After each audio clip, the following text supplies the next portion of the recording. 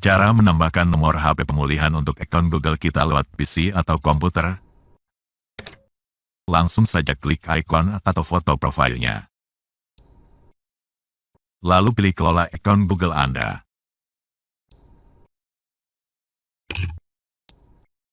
Kemudian buka bagian keamanan.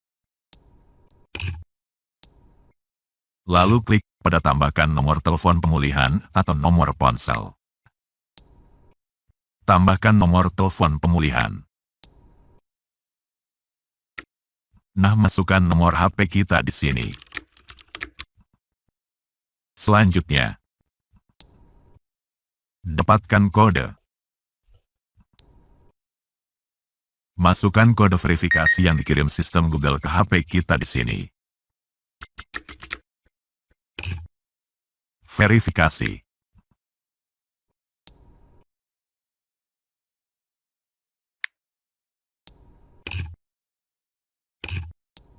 Nah, berhasil.